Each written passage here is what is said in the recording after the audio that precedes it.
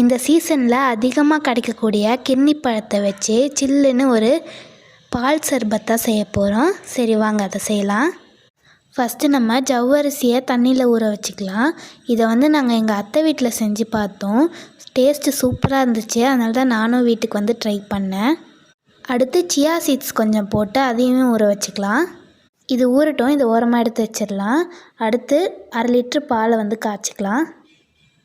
கொஞ்சம் பாலில் கஸ்டர்ட் பவுடரை ஆட் பண்ணி கட்டி இல்லாமல் கரைச்சி அந்த 1/2 லிட்டர் பால் காய்ச்சணும்ல அதில் ஊற்றிடலாம். இது திக்காகிற வரைக்கும் கைவிடாமல் கிளறிட்டே இருங்க. அதுக்கப்புறமா இது கூடவே 2 ஸ்பூன் சர்க்கரையும் போட்டுக்கோங்க. அவ்வளோதான், திக்காயிடுச்சு.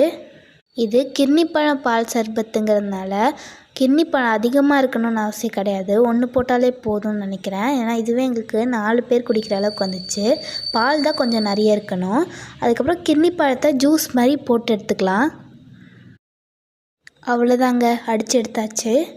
இப்போது நம்ம ஊற வச்ச ஜவ்வரிசியை வேக வச்சுக்கலாம். நல்லா கண்ணாடி பதம் அளவுக்கு வரணும்.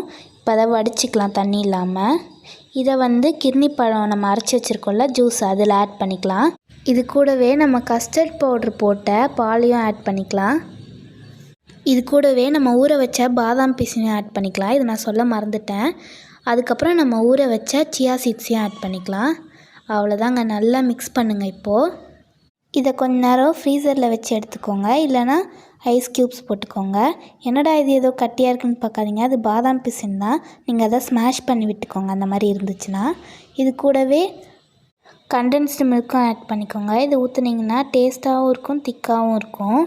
அவ்வளோதாங்க, சூப்பரான சில்லுன்னு கிர்னி பழம் பால் சர்பத் ரெடி ஆகிடுச்சு. நீங்களும் ட்ரை பண்ணி பார்த்து எப்படி இருந்ததுன்னு கமெண்ட் பண்ணுங்கள்.